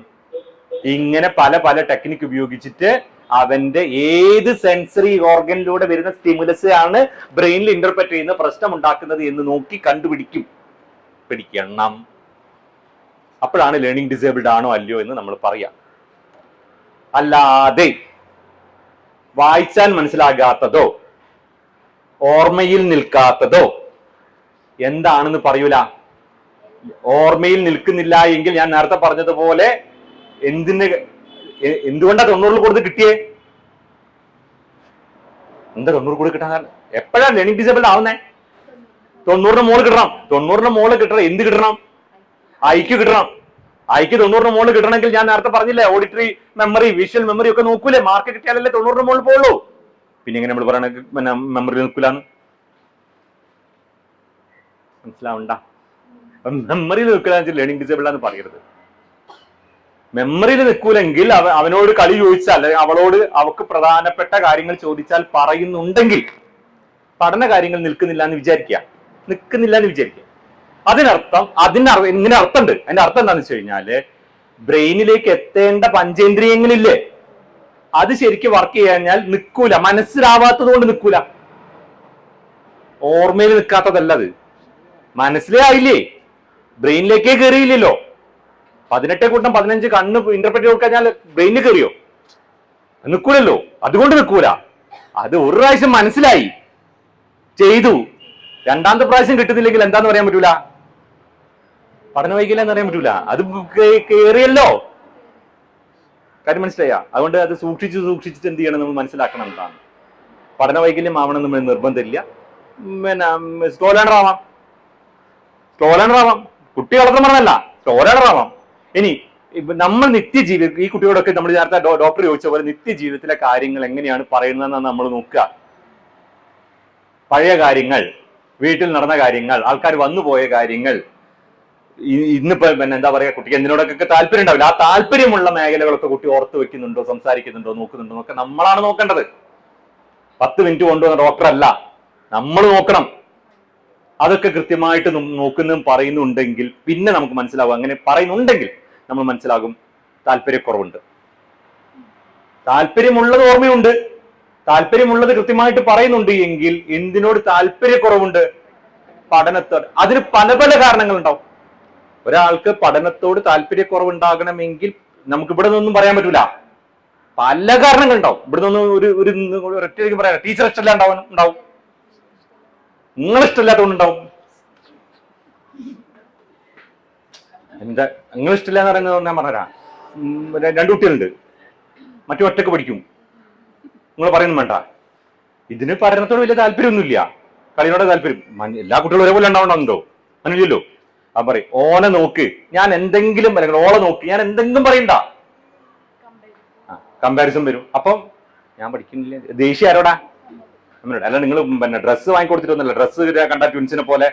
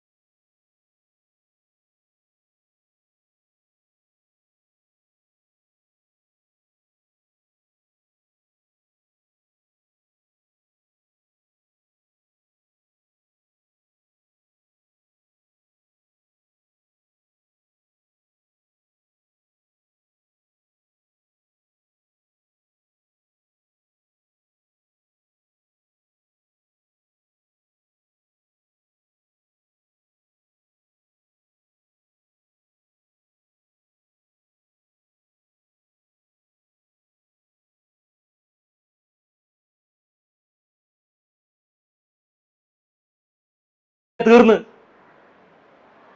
കാര്യം മനസ്സിലായോ? അപ്പൊ ഓട്ടിസം എന്ന് പറയുന്നത് എന്താണെന്ന് നമുക്ക് മനസ്സിലാക്കാൻ സാധിച്ചാൽ മനസ്സിന് കുറെ പ്രശ്നം എന്തായാലും പറയാം, പ്രശ്നമായിട്ട് തന്നെ ഉണ്ടാവും, എന്നാലും നമുക്ക് കുറച്ചും കൂടി എന്താ പറയാ, ഇതാണ് അവസ്ഥ നമുക്ക് മനസ്സിലാവും. ഓട്ടിസം എന്ന് പറയുന്നത് ഞാനും നിങ്ങളും എല്ലാം ബ്രെയിനിലെ ഒരേ വയറിങ്ങിന് ഉടമസ്ഥരാണ്. ഞാൻ നേരത്തെ പറഞ്ഞില്ലേ, മനുഷ്യന്റെ ശരീരത്തിൽ പല പല പല പല പ്രശ്നങ്ങൾ ഉണ്ടാവില്ലേ? അപ്പൊ എന്റെയും നിങ്ങളുടെയൊക്കെ ബ്രെയിനിലെ ന്യൂറോൺസിന്റെ കണക്ഷൻസ് ഒക്കെ ഒരേപോലെ ആയതുകൊണ്ടാണ് നിങ്ങൾ ഇന്നെ നോക്കിയിരിക്കുന്നത്, നിങ്ങൾ കസേരയിരിക്കുന്നത്, നിങ്ങൾ ഞാൻ ഒരേപോലെ ആയതുകൊണ്ടാണ്. ചിലരുടെ ബ്രെയിനിലെ കണക്ഷൻസ് വ്യത്യസ്തമായ രീതിയിലാവും. കാര്യം മനസ്സിലായോ? അങ്ങനെ വ്യത്യസ്തമായ രീതിയിലാണെങ്കിൽ അവർ നമ്മൾ കാണിക്കുന്ന സ്വഭാവ സവിശേഷതകളല്ല കാണിക്കുക, കണക്ഷൻസ് മാറി. മനസ്സിലായോ? അപ്പൊ അവര് എങ്ങനെയാണോ കണക്ഷൻ അതുപോലെയാണ് കാണിക്കുക. അപ്പൊ അവരുടെ കണക്ഷൻ നമ്മളെ പോലെയല്ല ബൈ ബർത്ത്. ഞാനോ നിങ്ങളോ പറഞ്ഞതല്ലെന്നേ. അതുകൊണ്ടാണല്ലോ അങ്ങനെ ഒരു വിഭാഗം ഉണ്ടായത്, മെഡിക്കൽ സയൻസ് അങ്ങനെ വിഭാഗത്തെ അംഗീകരിച്ചത് അല്ലേ? അപ്പൊ അവരെ കണക്ഷൻ നമ്മളെ പോലെയല്ല. അതുകൊണ്ട് തന്നെ നമ്മൾ കാണിക്കുന്ന സ്വഭാവം അവർ കാണിക്കണമെന്ന് നമ്മൾ വിചാരിക്കുന്നുണ്ടെങ്കിൽ അതിനേക്കാളും വലിയ തെറ്റ് വേറുണ്ടോ? ഉണ്ടോ? ഇല്ലാന്ന്. ബൈ ബർത്ത് നിങ്ങൾ ജന്മം കൊടുത്ത ആളുടെ ബ്രെയിനിലെ വയറിങ് വേറെ രീതിയിലാണുള്ളത്. പിന്നെ എങ്ങനെയാ നിങ്ങൾ നമ്മളെ പോലെ ആക്കാൻ വേണ്ടി ശ്രമിക്കുന്നത്? ശ്രമിച്ചിട്ട് കാര്യമില്ല, ശ്രമിക്കരുത്. ശ്രമിച്ചാൽ എന്ത് സംഭവിക്കും? ടെൻഷൻ ഉണ്ടാവും, പ്രശ്നം ഉണ്ടാവും. വലത് കൈകൊണ്ട് ഇടത് കൈകൊണ്ട് എഴുതുന്ന ഒരാളെ വലത് കൈകൊണ്ട് പിടിപ്പിച്ചു കഴിഞ്ഞാൽ, അല്ലെങ്കിൽ വലത് കൈകൊണ്ട് എഴുതുന്ന ആളെ ഇടത് കൈകൊണ്ട് ആക്കാൻ വെച്ചാൽ എങ്ങനെ ഉണ്ടാവും? ഭയങ്കര ബുദ്ധിമുട്ടായിരിക്കില്ലേ? ഇറിറ്റേഷൻ ആയിരിക്കില്ലേ? അവരുടെ ബ്രെയിൻ വയറിങ് വ്യത്യാസമാണ്. അത് മനസ്സിലാക്കാനാണ് നമ്മൾ ശ്രമിക്കേണ്ടത്. ബ്രെയിൻ വയറിങ് വ്യത്യാസമുണ്ട്. അപ്പൊ എന്താ സംഭവം? ഇവിടെ ഇത്രയും ആൾക്കാർ ഇരിക്കുന്നുണ്ട്, അവരുടെ ബ്രെയിനിന്റെ വയറിങ്ങിൽ 2-3 പേരുടെ വയറിങ് വ്യത്യാസം ഉണ്ടെങ്കിൽ അവര് എല്ലാവരും കാണിക്കുന്ന സ്വഭാവ സവിശേഷതയാണോ കാണിക്കുക? അങ്ങനെ അല്ലെങ്കിൽ നമ്മൾ അവർക്ക് വിളിക്കുന്ന പേരെന്തായിരിക്കും? എബ്നോർമൽ. എന്താ എബ്നോർമൽ എന്ന് പറഞ്ഞാൽ അതിന്റെ അർത്ഥം എന്താ? സാധാരണ എല്ലാവരും കാണിക്കുന്ന ബിഹേവിയർ ആണ് നോർമൽ. നിങ്ങൾ ഫുൾ ഡ്രസ് ഇട്ട് ചുരിദാറും പിന്നെ ഷാളൊക്കെ ഇട്ടിട്ട് നിങ്ങൾ കാനഡയിൽ പോയിട്ട് റോഡും കൂടെ നടന്നു കഴിഞ്ഞാല് ആൾക്കാർ ഇങ്ങനെ നോക്കൂ, ഇതെന്താ സാധനം നോക്കൂലേ? നോക്കൂല. നിങ്ങൾ കന്നഡ പോയിക്കണേ? എന്റെ അമ്മച്ചി, നമുക്ക് കന്നഡ മാറ്റി വേറെ എവിടെയെങ്കിലും ആക്കി. ഇനി അവിടെ ഉള്ള ഒരാൾ വന്നിട്ട് അത് പറഞ്ഞ ഞങ്ങൾ സമ്മതിക്കും. അവിടെ ഉള്ള ഒരാൾ വന്നിട്ട് ഇവിടെ നോക്കുമ്പോ ഇതിപ്പോ എന്തേപ്പത്, അവിടെ നോക്കൂല. എന്താ ഇവിടെ നോക്കണേ? എല്ലാവരും കാണിക്കുന്ന ബിഹേവിയറിൽ നിന്ന് ഡീവിയേറ്റ് ചെയ്തിട്ടാ കാണിച്ചേ. അതുകൊണ്ട് പക്ഷെ അത് അവിടെ എന്തല്ല എന്ന് പറയണത് പോലെ ഓട്ടിസം എന്ന അവസ്ഥയുള്ള ആൾക്കാരുടെ ഗ്രൂപ്പിൽ നിങ്ങൾ പെട്ടെന്ന് വിചാരിക്കുക നിങ്ങൾക്ക് നോർമൽ അല്ല എന്ന് പറയണേ. ഓട്ടിസം എന്ന അവസ്ഥയുള്ള ആൾക്കാർക്ക് നമ്മുടെ ബ്രെയിൻ എന്തല്ല, വയറിംഗ് ഇല്ല. അവരുടെ വയറിംഗ് ഡിഫറെന്റ് ആണ്, അതുകൊണ്ട് അവരുടെ നേച്ചർ ഡിഫറെന്റ് ആണ്. പക്ഷേ ഇതൊരു കാര്യം കൂടി നമ്മൾ മനസ്സിലാക്കേണ്ടതുണ്ട്, ജനറലൈസ് ചെയ്യാൻ പറ്റത്തില്ല. കാരണം അവരെണ്ണത്തിൽ വളരെ കുറവായതുകൊണ്ട് ഒരു ഓട്ടിസ്റ്റിക് ആയിട്ടുള്ള കുട്ടി ഉണ്ടെങ്കിൽ തൊട്ടടുത്ത് ആ ഓട്ടിസ്റ്റിക് ആയിട്ടുള്ള കുട്ടീന്റെ ക്യാരക്ടറുള്ള വേറെ കുട്ടി ഉണ്ടാവില്ല. അതുകൊണ്ട് ടീച്ചർമാർക്ക് എന്ത് പഠിക്കേണ്ടി വരും? ഈ കുട്ടിയെ അടുത്തറിയുക എന്ന് മാത്രമാണ് പോകാൻ വഴി. അല്ലാതെ ഒരു കോമൺ സ്കെയിൽ വെച്ചിട്ട് ആരെ മെഷർ ചെയ്യാൻ അളക്കാൻ പറ്റൂല. ഓട്ടിസം എന്ന അവസ്ഥയുള്ള കുട്ടിയെ നിങ്ങൾക്ക് മനസ്സിലാക്കാൻ കഴിയില്ല. നിങ്ങൾ ഡോക്ടർമാരെടുത്ത് കൊണ്ടുപോയി കഴിഞ്ഞാൽ ഒരു കാര്യം ഉണ്ടാവില്ല. നല്ല ഒരാളെടുത്ത് കാലാകാലം ട്രീറ്റ്മെന്റിന് പോവുകയാണെങ്കിൽ അതായിരിക്കും കൂടുതൽ എന്താവുക, നല്ല ആളെടുത്ത് ആയി തന്നെ പോവുകയാണെങ്കിൽ അവർക്കാണ് ആരെ മനസ്സിലാവുക, ഈ കുട്ടിയുടെ എല്ലാ സ്വഭാവ സവിശേഷതകളും മനസ്സിലാക്കിയെടുക്കാൻ സമയമെടുക്കും, മനസ്സിലാക്കിയെടുക്കാൻ. അപ്പൊ കാലം കുറച്ച് കഴിഞ്ഞാൽ മാത്രമേ ഇവർക്ക് ഫുള്ളായിട്ട് ഈ കുട്ടിയെ മനസ്സിലാവുള്ളൂ. മനസ്സിലായാൽ മാത്രമേ എന്ത് ചെയ്യാൻ പറ്റുള്ളൂ, ആ കുട്ടിക്ക് വേണ്ടുന്ന പരിഹാര ബോധന പ്രവർത്തനങ്ങൾ കൊടുക്കാൻ കഴിയുള്ളൂ. അല്ലാതെ ഓട്ടിസം പനിക്ക് പോണ്ട് ഇങ്ങനെ എഴുതും പോലെ 1 മിനിറ്റോ 2 മിനിറ്റോ 3 മിനിറ്റോ കൊണ്ടൊന്നും എന്തിന്റെ പരിഹാരം കിട്ടൂല. ഓട്ടിസം എന്ന അവസ്ഥയുള്ള കുട്ടിയുടെ കാര്യത്തിൽ പരിഹാരം കിട്ടില്ല. കാരണം അവരുടെ ഇഷ്യൂസ്, സെൻസറി ഇഷ്യൂസ്, ഞാൻ അതിലേക്ക് കടക്കുന്നില്ല കാരണം സമയത്തിന് അപര്യാപ്തത കൊണ്ട്. സെൻസറി ഇഷ്യൂസ് എന്ന് പറഞ്ഞാൽ അവർക്ക് ഓരോരുത്തർക്ക് ഓരോ ടൈപ്പ്, 100 ആളുണ്ടെങ്കിൽ 100 ആൾ 100 പോലെ, 100 ആളുണ്ടെങ്കിൽ 100 ആൾ 100 പോലെ ആയതുകൊണ്ട് 100 ആൾക്കും ഒരൊറ്റ മൂല്യ പ്രശ്നമില്ലാത്തത് കൊണ്ട് തന്നെ അവരെ നോക്കുന്നതിന് ഒരു പിന്നെ സ്പെഷ്യൽ എഡ്യൂക്കേറ്ററോ അല്ലെങ്കിൽ കൺസേൺഡ് ആയിട്ടുള്ള തെറാപ്പിസ്റ്റോ അത് ഒരാൾ തന്നെ ചെയ്യുന്നതാണ് നല്ലത്. അതാണ് ഓട്ടിസം എന്ന അവസ്ഥ. ഓക്കെ, ഇനി പിന്നെ നമ്മൾ പിന്നെ ലേണിംഗ് ഡിസബിലിറ്റി എത്തിയപ്പോൾ നിർത്തി നിങ്ങളുടെ ADHD. ഓക്കെ, എത്ര പ്രായം? 5 വയസ്സ്. എന്താണ് നിങ്ങൾ ADHD പറയാൻ കാരണം എന്താ? ആ ഓക്കെ ശരി. എന്താ ഭക്ഷണം കൊടുക്കല്? ഡയറ്റ് കൺട്രോൾ ഉണ്ടോ? കൺട്രോൾഡാണ്. ഇതിന് കുറവുണ്ടോ? ഓക്കെ, നല്ലൊരു ചോദ്യമാണ് ചോദിച്ചത്. അത് പിന്നെ റിയൽ ലൈഫിലുള്ള ആൾക്കാർക്ക് മാത്രമേ അത് ചോദിക്കാൻ പറ്റൂ. ഞാൻ നിങ്ങൾ എന്തുകൊണ്ടായിരിക്കും നിങ്ങളുടെ ഭാഗത്ത് അങ്ങനെ ഞാൻ പിന്നെ ഉത്തരം പറയും. എനിക്ക് ഉത്തരം ഇല്ലായിട്ടല്ല ഞാൻ ആലോചിച്ചത്, നിങ്ങൾ എന്തായിരിക്കും ആ ചോദ്യം ചോദിച്ചത്. അന്നല്ല പറ്റും. ഒരു മിനിറ്റ് പറഞ്ഞോട്ടെ. പറ്റും. നിലവിൽ അതിന് ഞാൻ മനസ്സിലാക്കിയത് കേരളത്തിൽ സംവിധാനമൊന്നുമില്ല. അത് ചെയ്യുന്നത് ഞാൻ മനസ്സിലാക്കിയെന്നാണ് ഞാൻ പറഞ്ഞത്. ചെയ്യുന്നത് ബാംഗ്ലൂരിൽ നിംഹാൻസിൽ മാത്രമാണ് ഇപ്പം ഓട്ടിസ്റ്റിക് ആയിട്ടുള്ള കുട്ടികളുടെ IQ മെഷർ ചെയ്ത് സർട്ടിഫിക്കറ്റ് കൊടുക്കുന്നുള്ളൂ. ബാക്കിയുള്ളവർ കൊടുത്തു കഴിഞ്ഞാൽ മെന്റൽ ഇന്റലക്ച്വൽ ഡിസബിലിറ്റിയുടെ സർട്ടിഫിക്കറ്റ് കിട്ടത്തുള്ളൂ, മറ്റേ കിട്ടത്തില്ല. ഓക്കെ, അതെന്തുകൊണ്ടാണ് കൂടി ഞാൻ നിങ്ങൾക്ക് പറഞ്ഞുതരാം. സമയത്തിന്റെ നല്ലൊരു മിനിറ്റ് തെറ്റിദ്ധാരണ മാറാൻ വേണ്ടി ഒരു മിനിറ്റ് അങ്ങോട്ട് പറയാം. ഒരു കുട്ടി 5ാം ക്ലാസ് പഠിക്കുമ്പോൾ 10ാം ക്ലാസ്സിന്റെ കുട്ടിയുടെ പദസമ്പത്തിൽ കവിത എഴുതും. മനസ്സിലായി പറഞ്ഞേ? 5ാം ക്ലാസ് പഠിക്കുമ്പോൾ. അപ്പൊ ആ കുട്ടിയുടെ കവിത ഞാൻ വായിച്ചിട്ടുണ്ട്. 5ാം ക്ലാസ്സിലെ കുട്ടിയുടെ പദസമ്പത്ത് നമുക്കറിയാം, കാരണം നമ്മൾ 5ാം ക്ലാസ്സിലെ കുട്ടിയെ കാണുന്നല്ലേ. അപ്പൊ 5ാം ക്ലാസ് പഠിക്കുമ്പോൾ ഈ കുട്ടി എഴുതിയതാണ്: പുഴ പുണർന്ന മണ്ണുകൾ തൻ നറുമണം എൻ നിസ്വാരങ്ങളിൽ അലയടിക്കവേ. 5ലാണ്. കുട്ടിക്ക് IQന്റെ വാല്യൂ എന്ന് പറയുന്നത് 50-നും താഴെ. കാരണം കുട്ടിക്ക് ഹൈ സെൻസറി ഇഷ്യൂ ആണ്. അപ്പം കുട്ടിക്ക് ഫെമിലിയർ അല്ലാത്ത ആൾ കുട്ടിയെ സംസാരിച്ചാൽ കുട്ടിക്ക് സെൻസറി ഇഷ്യൂ ഉണ്ടാവും. കുട്ടിയുടെ അടുത്ത് കുട്ടിയുടെ അമ്മയോ കുട്ടിയുടെ സ്പെഷ്യൽ എഡ്യൂക്കേറ്ററോ നിൽക്കണം, കുട്ടിയെ തൊടണം. എന്നാൽ മാത്രമേ കുട്ടിയുടെ സെൻസറി ഇഷ്യൂ കുറച്ചെങ്കിലും നിൽക്കൂ. ഇത് സയന്റിഫിക് ആയി ഈ മേഖലയിൽ വർക്ക് ചെയ്യുന്ന ആളുകൾ അംഗീകരിച്ചിട്ടുണ്ട്. ഇത് ഓട്ടിസ്റ്റിക് ആയിട്ടുള്ള കുട്ടികൾക്ക് അവരുടെ ഏറ്റവും അടുത്ത് നിൽക്കുന്ന ആളുടെ ടച്ച് എന്ത് കുറയ്ക്കും? സെൻസറി ഇഷ്യൂ കുറയ്ക്കും. പരീക്ഷയ്ക്ക് പോലും എന്ത് സമ്മതിക്കണം എന്നാണ്? പിന്നെ കുട്ടികൾ പരീക്ഷ ചെയ്തെങ്കിൽ ടച്ചിന് സമ്മതിക്കണം എന്നാണ് ഇപ്പം പറഞ്ഞു വരുന്നത്. കാലം കുറെ, പുഴയിലെ വെള്ളം കുറെ ഒഴുകിപ്പോയേ. എന്നിട്ടാണ് ഇനി ഒഴുകാനുണ്ട്. അപ്പൊ ഇപ്പൊ സമ്മതിക്കും. അപ്പൊ പിന്നെ IQ ടെസ്റ്റ് ചെയ്യാൻ പോയപ്പം ഡോക്ടർമാരും സമ്മതിച്ചില്ല. പിന്നെ അമ്മേനെയും സ്പെഷ്യൽ എഡ്യൂക്കേറ്ററിനും പുറത്താക്കി. കുട്ടി വയലന്റായി. അപ്പം റിപ്പീറ്റ് ചെയ്തു. കൊന്നാലും ഡോക്ടർ ആരും അടുപ്പിക്കൂല, ഇവരടുപ്പിക്കൂല. കൊന്നാലും IQ ടെസ്റ്റ് ചെയ്യാൻ കഴിയില്ല. അവസാനം ഡോക്ടർ എന്ത് എഴുതി? പിന്നെ മോഡറേറ്റ് MR ID സർട്ടിഫിക്കറ്റ് കൊടുത്തു.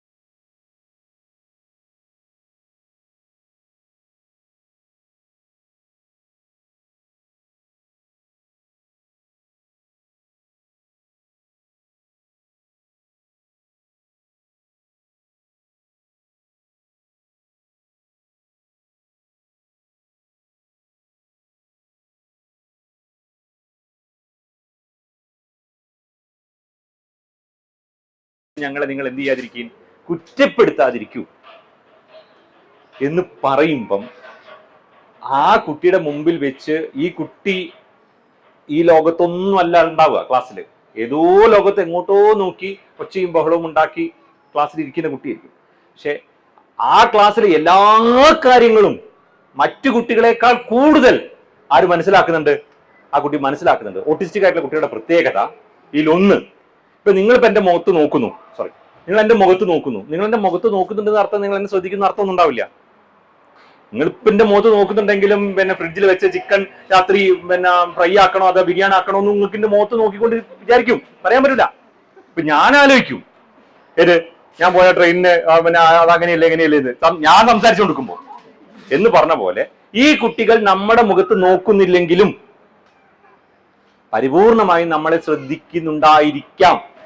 ഇരിക്കുന്നു പറയാൻ പറ്റില്ല. ഇത് നമ്മളെ പറ്റി പറയുന്ന പോലെ നമ്മുടെ മുഖത്ത് നോക്കുന്നില്ല എന്നതിന്റെ അർത്ഥം അവർ ശ്രദ്ധിക്കുന്നില്ല എന്ന അർത്ഥമില്ല. തെറ്റിദ്ധാരണയാണ് നമ്മളെ വെച്ച് ആലോചിക്കുകയാണേ. ഇപ്പൊ നിങ്ങൾ അങ്ങോട്ട് നോക്കിയാൽ വേറെ ഉറപ്പാക്കണം എന്നെ ശ്രദ്ധിക്കുന്നില്ല എന്നാ. പക്ഷെ ഈ കുട്ടികൾ എങ്ങോട്ടോ നോക്കി എന്നുള്ളതിനർത്ഥം അവര് ഈ ലോകത്ത് എന്നെ ശ്രദ്ധിക്കുന്നില്ല എന്നുള്ളതല്ല, അവർ ശ്രദ്ധിക്കുന്നുണ്ടായിരിക്കാം. ഉണ്ട് ഇല്ല പിന്നെ നിർബന്ധമായിട്ടുണ്ടെന്ന് പറയാൻ പറ്റാത്ത നമ്മളെ പോലെ ആയതുകൊണ്ടാ ഉണ്ടായിരിക്കാം. അപ്പൊ ഈ കുട്ടി എങ്ങനെയാ ആ ടീച്ചർ പറയുന്നതും ആ ക്ലാസ്സിൽ നടക്കുന്ന എല്ലാ കാര്യങ്ങളും ആര് ശ്രദ്ധിക്കുന്നുണ്ട്? ഈ കുട്ടി ശ്രദ്ധിക്കുന്നുണ്ട്. ടീച്ചർക്ക് അറിയില്ല, ടീച്ചറുടെ പിന്നെ ലെവൽ വെച്ചിട്ടും ടീച്ചർ കണ്ട കുട്ടികളെ വെച്ചിട്ട് ഇവാലുവേറ്റ് ചെയ്തേ. പക്ഷെ ആ കുട്ടിയുടെ പിന്നെ എഴുത്തിൽ അതാണ് വന്നത്. കുട്ടിക്കുണ്ടായ വിഷമത്തിലിരിക്കും. അപ്പൊ ഓട്ടിസ്റ്റിക് ആയിട്ടുള്ള കുട്ടികൾ നമ്മൾ സാധാരണ അളവ് പോലെ ചെയ്യരുത്. അപ്പൊ ഐക്യു ടെസ്റ്റ് നടത്താമോ? ഐക്യു ടെസ്റ്റ് നടത്താം. പക്ഷെ ആ കുട്ടികൾക്ക് അനുസൃതമായിട്ടുള്ള ഐക്യു ടെസ്റ്റ് എവിടെ ഡെവലപ്പ് ചെയ്തിട്ടില്ല, പിന്നെ സ്റ്റാൻഡർഡൈസ് ചെയ്ത് ഡെവലപ്പ് ചെയ്യപ്പെട്ടിട്ടില്ല. ഇങ്ങനെയുള്ള കാര്യങ്ങൾ കൊണ്ട് കുറച്ച് കഴിയുമ്പോൾ ഡെവലപ്പ് ചെയ്യും. പ്രശ്നങ്ങൾ ഉണ്ടായി. ഈ കുട്ടി സംസാരിച്ചത് കൊണ്ടാണ് ഈ ഒരു അവസ്ഥ. മറ്റേതാരും ഒന്നും പറഞ്ഞില്ലെങ്കിൽ ഉണ്ടാവില്ല. പക്ഷെ ബാംഗ്ലൂരിലെ നിംഹാൻസിൽ ഇത്രയും ധാരാളം കുട്ടികൾ വരുന്നത് കൊണ്ട് അവർ കുറെ ആളുകൾ നോട്ട് ചെയ്തിട്ടുണ്ടാവും. എക്സ്ട്രാ ഓർഡിനറി ടാലന്റ് ഉള്ള കുട്ടിക്ക് മോഡറേറ്റ് ഐഡിയുടെ സർട്ടിഫിക്കറ്റ് കൊടുക്കേണ്ടി വരുമ്പോൾ അവർക്ക് ഉണ്ടാവുന്ന പ്രശ്നങ്ങളിൽ നിന്ന് അവർ ഡെവലപ്പ് ചെയ്തിട്ടുണ്ടാവും. പക്ഷെ കേരളത്തിൽ അതിന്റെ ആവശ്യമില്ലല്ലേ. തന്നെ ഇഷ്ടംപോലെ ആൾക്കാരെ നോക്കാൻ 200-250 ആൾക്കാരെയാണ് ഒരാൾ നോക്കുന്നത്. അപ്പൊ അതിന്റെ ഇടയിൽ ഈ കുട്ടി ഐ ഡി ആയാൽ എന്താ, SLD ആയാൽ എന്താ, ഈ കുട്ടി എന്തായാലും എന്താ, നേരല്ല. അപ്പം ഞാൻ ചോദിച്ചത് പിന്നെ വളരെ നല്ല ക്വസ്റ്റ്യൻ ആണ്. ഉണ്ട്. സംസാരിക്കുന്നോ? ഇല്ല. അയ്യോ അങ്ങനെ ഞാൻ പറഞ്ഞില്ല. അങ്ങനെ ഞാൻ പറയാം. സുകേഷ് കുട്ടനില്ലേ? സുകേഷ് കുട്ടൻ നന്നായിട്ട് പാടും, നല്ല ശബ്ദമാണ്. പക്ഷേ സുകേഷ് കുട്ടന്റെ സംഭവം എന്താ, ആ ഫൈനൽ റൗണ്ടിൽ ഇത് ഫൈനൽ റൗണ്ട് ആണെന്നും ഇവിടെ ജയിച്ചാൽ എനിക്ക് 50 ലക്ഷത്തിന് വീട് കിട്ടുമെന്നും നിങ്ങൾ എന്ത് പറഞ്ഞിട്ട് കാര്യമില്ല. അവന്റെ ബ്രെയിൻ വർക്കിംഗ് അതല്ല. ഞാൻ പാടണില്ല. എന്തിനാണ് എനിക്ക് ഇത്രയും ഒരു സ്ട്രെസ്ഡ് എൻവയോൺമെന്റ്? എനിക്ക് സെൻസറി ഇഷ്യൂ. അവിടെ എന്താ പ്രശ്നം? സോഷ്യൽ നോമ് ഇവർക്കില്ല. ഇതൊരു ക്ലാസ് മുറിയാണെന്നും ഞാനിവിടെ നിൽക്കുന്ന ടീച്ചറാണെന്നും ഇത് പിന്നെ ഇങ്ങനെയാണ് ചെയ്യേണ്ടത് എന്ന് പറഞ്ഞ ഒരു നോമില്ല ഇവിടെ, ഇല്ലേ? അത് ആർക്കില്ല? ഓട്ടിസം എന്ന അവസ്ഥയുള്ള കുട്ടികൾക്ക് ഇല്ല. നിങ്ങൾ ഉണ്ടാക്കാൻ നോക്കണ്ട. ഇല്ലാതാണ് അവരുടെ പ്രത്യേകത. അവര് ബ്രെയിൻ വർക്കിംഗ് അതാണ്. അപ്പം അവിടെ വെച്ചിട്ടില്ലേ കിടക്കടെ ഇല്ലേ? അത് എനിക്ക് പ്രശ്നമുണ്ടാക്കുന്നുണ്ടെന്ന് വിചാരിക്കുക. ഒരു സെൻസറി ഓഡിറ്ററി പ്രോബ്ലം ആണ്. ഞാനിവിടെ അങ്ങ് പോകും. മനസ്സിലായ പറഞ്ഞേ? എനിക്കത് പ്രശ്നം ഉണ്ടാക്കുന്നുണ്ട് എങ്കിൽ ഇവിടെ ഒരു നോമും എനിക്ക് ബാധകമല്ല. ഇതെന്ത് ക്ലാസ് മുറി? ഒരു ക്ലാസ് മുറി നിങ്ങൾ പറഞ്ഞിട്ട് കാര്യമില്ല. അപ്പൊ നമുക്ക് ബഹളായി. ക്ലാസ് മുറിന്ന് പുറത്തേക്ക് പോയി, ഓൻ ഓടുന്നു, ഓൻ ചാടുന്നു, പാരന്റ്സിന് പ്രശ്നം, ടീച്ചർക്ക് പ്രശ്നം, എല്ലാം പ്രശ്നം. പക്ഷെ ഓന് പ്രശ്നമൊന്നുമില്ല. ഇനി ടീച്ചർക്ക് പ്രശ്നം ഉള്ളത് കൊണ്ട് പ്രശ്നമല്ല. ഏത് പ്രശ്നമല്ലാത്തത് കൊണ്ടല്ല, അത് പ്രശ്നമാണ് എന്ന് പോലും അവർക്കറിയില്ല. അപ്പൊ അതാണ് പറഞ്ഞത്, മനസ്സിലാക്കാൻ ആർക്ക് പറ്റണം? അധ്യാപകനും പറ്റണം, ടീച്ചർക്കും പറ്റണം. അപ്പൊ ഈ പ്രശ്നമൊന്നും ഉണ്ടായില്ല.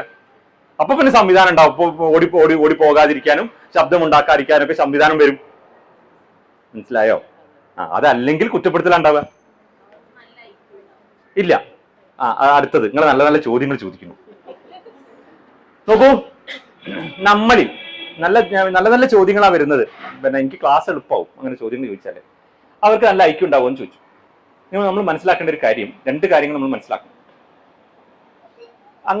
ഒരു സ്ക്രീൻ അതാ അവിടെ, ഇവിടം വരെ ഒരു സ്ക്രീൻ ഇതാ, ഒരു ലെവല്. അപ്പം അവിടെ ഇത് ഇവിടെ ബുദ്ധി ഏറ്റവും കുറഞ്ഞ സ്കോർ കിട്ടുന്ന ആളുകൾ അവിടെ. ഇവിടുന്ന് ഈ ഡോക്ടർ നിൽക്കുന്ന സ്ഥലം മനുഷ്യരിൽ ഏറ്റവും കൂടുതൽ ബുദ്ധിയുള്ള ആളുകളുടെ ലൈന്. പിന്നെ ഇടയിലൊക്കെ ആളുണ്ടാവുമല്ലോ അല്ലെ? ഏറ്റവും കുറഞ്ഞ ആളുകൾ മുതൽ ഏറ്റവും കൂടിയ ആളുകൾ വരെ ഉണ്ടാവുമല്ലോ. ഉണ്ടാവും. നമ്മളൊക്കെ, നിങ്ങളല്ല കേട്ടോ, ഞാനൊക്കെ ഇതിന്റെ നടുവിൽ എവിടെയെങ്കിലും ഒക്കെ ഉണ്ടാവും. നിങ്ങളൊക്കെ അവിടെ ഉണ്ടാവും. ആയിക്കോട്ടെ. അപ്പൊ ഞാൻ പറഞ്ഞു വരുന്നത്, ആ ലൈനിൽ ബ്രെയിനിന്റെ വയറിംഗ് വ്യത്യാസമുള്ള ആളുകൾ എവിടെയും ഉണ്ടാവും. മനസ്സിലായോ പറഞ്ഞേ? എവിടെ ഉണ്ടാവും. അല്ലാതെ പ്രത്യേകത നോക്കിയിട്ടല്ലല്ലോ കുട്ടിയുടെ ബ്രെയിൻ വയറിംഗിന് വ്യത്യാസം വരുന്നത്. ബ്രെയിൻ വയറിംഗിൽ തീരെ ഐക്യു ഇല്ലാത്ത ആളുകൾ ഉണ്ടാവും, ഹൈ ലെവൽ വ്യത്യാസമുള്ള ആളുകളുണ്ടാവും. അപ്പൊ ഓട്ടിസ്റ്റിക് ആയിട്ടുള്ള ആളുകളിൽ ഹൈ ടാലന്റ് ഉള്ള ആളുകളും ഉണ്ടാകും, ഒരു ടാലന്റും ഇല്ലാത്ത, ഒരു ബുദ്ധിയും ഇല്ലാത്ത പ്രശ്നം ഉണ്ടാവും. അവരെ എഴുതിയിട്ടുണ്ടാവും ASD വിത്ത് ID, ഓട്ടിസം വിത്ത് ID എന്ന് എഴുതിയിട്ടുണ്ടാവും. ID ഉണ്ട്, ASD ഉണ്ട് എന്ന് എഴുതിയിട്ടുണ്ടാവും. ഇനി ഈ ലൈനിലുള്ള ആളുകളൊക്കെ വേറെ വേറെ സെൻസറി ഇഷ്യൂ ആയിരിക്കും. ഒരു പിന്നെ ഓട്ടിസ്റ്റിക് ആയിട്ടുള്ള കുട്ടികൾക്കായിട്ടുള്ള സെന്ററിൽ പോയിട്ട് അവരൊരു കാര്യം പറയും. കുറെ ഉണ്ട് പറയാനാവും, സമയമായിട്ടുണ്ട്, ഒന്നും കൂടി പറഞ്ഞ് നിങ്ങളുടെ ക്യൂരിയോസിറ്റി കൊണ്ട് പറയുന്നത്. എന്നും 11:30 ആകുമ്പോൾ മുമ്പിലിരിക്കുന്ന ആൾക്ക് അടിയിട്ടു. ചിരിക്കരുത്, ചിരിക്കരുത്. ചിരിച്ചാൽ അതിനർത്ഥം നിങ്ങൾക്ക് ഞാൻ പറഞ്ഞ ക്ലാസ് മനസ്സിലായില്ല എന്നാ. ചിരിക്കാൻ മാട്ടെ, ചിരിക്കരുത്. ചിരിക്കാന്ന് പറഞ്ഞാൽ അത് എന്താ, നിങ്ങൾക്ക് ആ എമ്പതി മനസ്സിലാവാഞ്ഞിട്ടാണ്. 11:30 ആകുമ്പോൾ അടിക്കും. അപ്പൊ ഇവര് എന്താണ് ഈ കുട്ടി എന്നും 11:30 ആകുമ്പോൾ അടിക്കുന്നത്? ഈ 11:30 അവർ നോക്കി, ക്ലാസ് മുറിക്ക് ഒരു വ്യത്യാസവും ഇല്ല, ഫാനിന്റെ സൗണ്ട് ഇല്ല, ഈ 4 ഫാൻ തന്നെയാണ് ഇന്നും കറങ്ങിയത്, ഇത് തന്നെയാണ്, ഒരു കർട്ടൻ മാറിയിട്ടില്ല, ഡെസ്ക് ചോപ്പൊന്നും അവർ മാറ്റുന്നില്ല. അവർക്ക് മനസ്സിലാവുന്നില്ല. 11:30 അടിക്കും.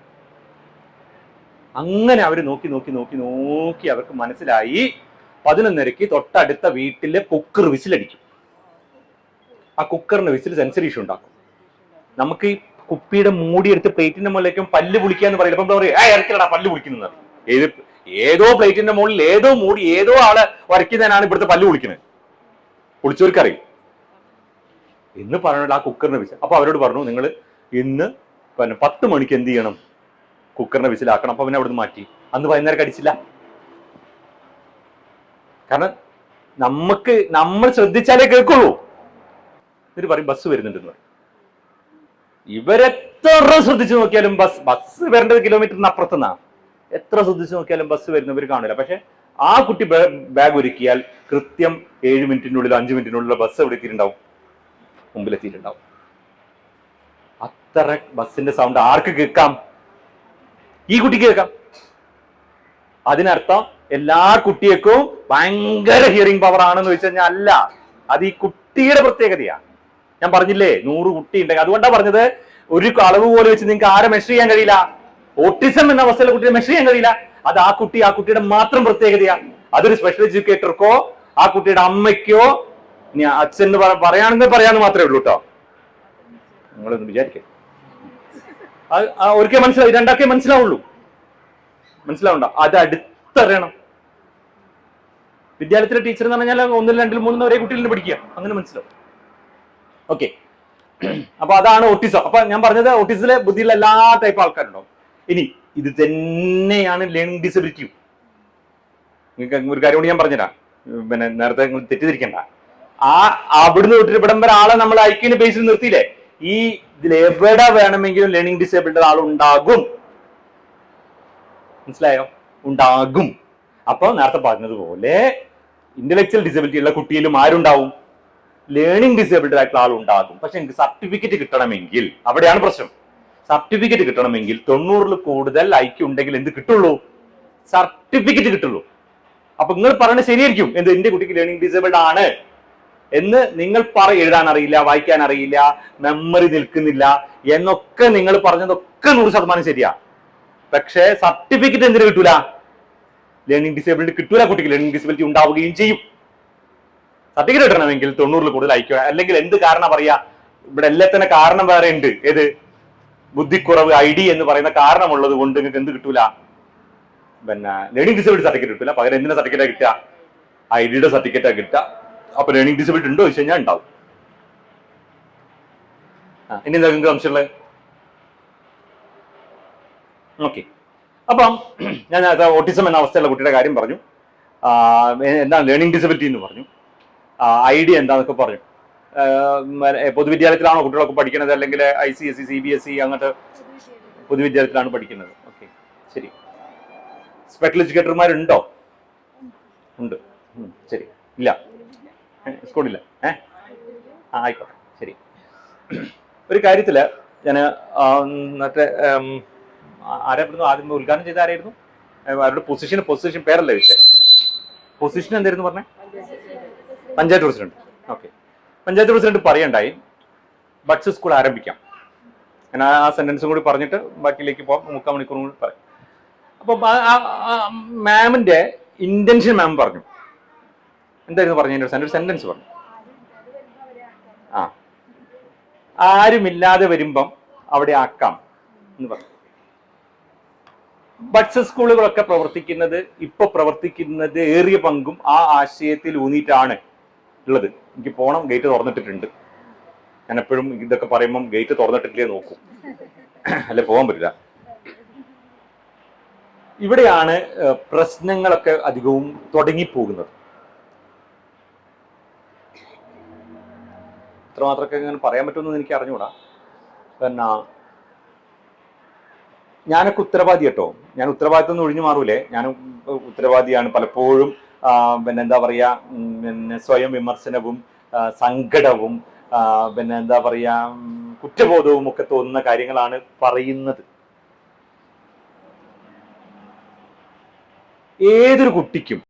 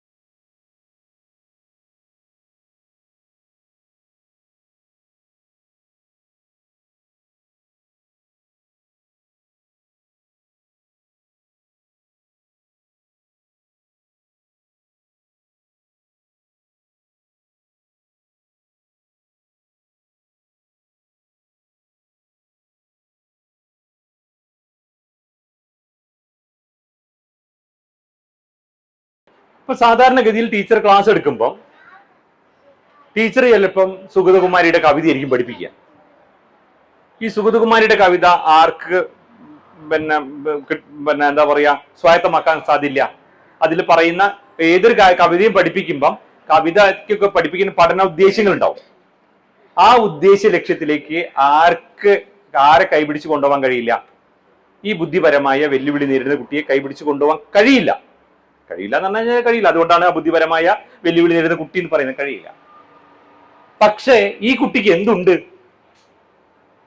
ആ കുട്ടിക്ക് മാത്രമല്ല വിദ്യാഭ്യാസ അവകാശമുള്ളത്, ഈ കുട്ടിക്കും എന്തിന് അവകാശമുണ്ട്? വിദ്യാഭ്യാസത്തിന് അവകാശമുണ്ട്. അപ്പൊ ഇത് ടീച്ചർമാർക്ക് അറിയാം ഈ കുട്ടിക്കും വിദ്യാഭ്യാസത്തിന് അവകാശമുണ്ട് എന്ന്. കാരണം 2010 വന്നതാ എന്ത് നിയമം. ഇപ്പൊ 26 16 കൊല്ലായി. അതുകൊണ്ട് തന്നെ ഈ ബോധമാർക്കുണ്ട്, അധ്യാപകർക്കുണ്ട്. അപ്പൊ അധ്യാപകർ എന്ത് ചെയ്യും?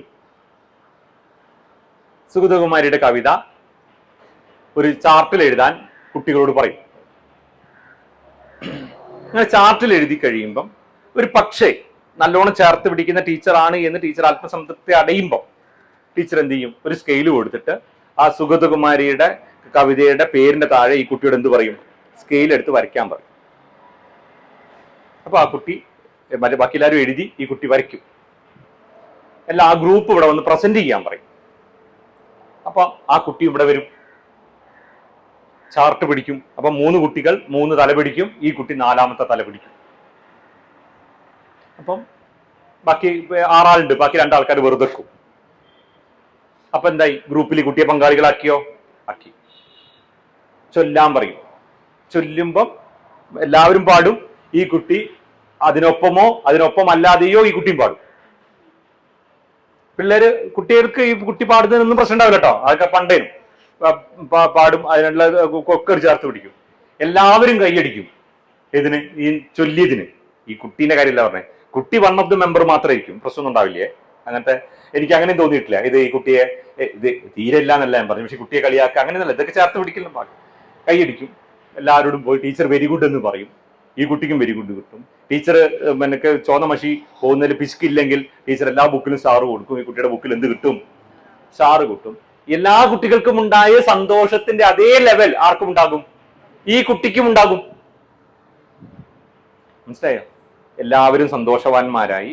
എല്ലാവരും എവിടെ പോവും? ക്ലാസ് പോയിരുന്ന് പുഴയിലെ വെള്ളം ഒഴുകുന്നത് പോലെ കൊല്ലം അവസാനമാകും. ഈ കുട്ടി ഇങ്ങനെ ഓരോ ക്ലാസ് എന്തായി വരും? ജയിച്ചു വരും. SSLC എത്തുമ്പോൾ എന്ത് സംഭവിക്കും? ഈ കുട്ടിക്ക് എഴുതാൻ അറിയലുണ്ടാവില്ല, കാരണം ഈ കുട്ടി ചാപ്റ്റർ പിടിച്ചിട്ടുള്ളൂ. ഈ കുട്ടിക്ക് വായിക്കാൻ അറിയലുണ്ടാവില്ല. ഈ കുട്ടിക്ക് പ്രശ്നം ഉണ്ടാകാതിരിക്കാൻ എന്ത് കൊടുക്കും? സ്ക്രൈബിന് കൊടുക്കും. പ്രശ്നം ഉണ്ടാവരുതല്ലോ, ഇപ്പൊ സ്ക്രൈബിന് കിട്ടും. സ്ക്രൈബിന് കിട്ടിയാൽ നിങ്ങൾക്കും പ്രശ്നമില്ല. പ്രശ്നം ഇല്ല. മാവ് ഉണ്ടാക്കി, മാങ്ങ പറിച്ച്, തോട്ടിയിട്ട് പറിച്ച്, അത് നിലത്ത് വീഴാതെ നോക്കി, അത് പുല്ലിൽ വെച്ച് കഴുകി, എന്നിട്ട് കടലാസ് കൊണ്ട് തുടച്ച്, എന്നിട്ട് പുല്ലിൽ വെച്ച് ഉണക്കി, എന്നിട്ട് ഇടക്കിടക്ക് അത് പഴുത്തിട്ടുണ്ടോ നോക്കി, എന്നിട്ട് മുറിച്ച് അവിടെ നിന്ന് 30 ഉറുപ്പ്യക്ക് 2 കിലോ വാങ്ങിട്ടു. ഒരു മെനക്കെടുണ്ടോ? മാവിന്റെ ഇല പോലും അടിച്ചു വരണ്ട. സ്ക്രൈബിന് കിട്ടി 10 പേപ്പറിൽ 6 A+, 3 A, 1 B. പഠിച്ചില്ല മര്യാദയ്ക്ക് ബിക്ക് അവിടെ മര്യാദയ്ക്ക് പഠിച്ചിരുന്നെങ്കിൽ ആ പിന്നെ സ്ക്രൈബ് ശരിയില്ല. ഇവിടെ പഠിച്ചാൽ പറയും. ഹിന്ദി ഒന്ന് നിച്ചുണ്ടാവില്ലേക്കൂ? ഹിന്ദിക്കാണ് പറഞ്ഞതേ. ഹിന്ദി നിശ്ചലുണ്ടാവില്ലേക്കൂ? ശരിക്കും എല്ലാ പേപ്പറിനും ഒരാൾ എഴുതാൻ പാടില്ല. മലയാളത്തിന് ഒരാൾ സ്ക്രൈബ് എഴുതുക, ഗണിതത്തിന് വേറെ ആൾ സ്ക്രൈബ് എഴുതുക, ഹിന്ദി അങ്ങനെയൊക്കെ ആണെങ്കിൽ ഈ അവസ്ഥ വരില്ലായിരുന്നു.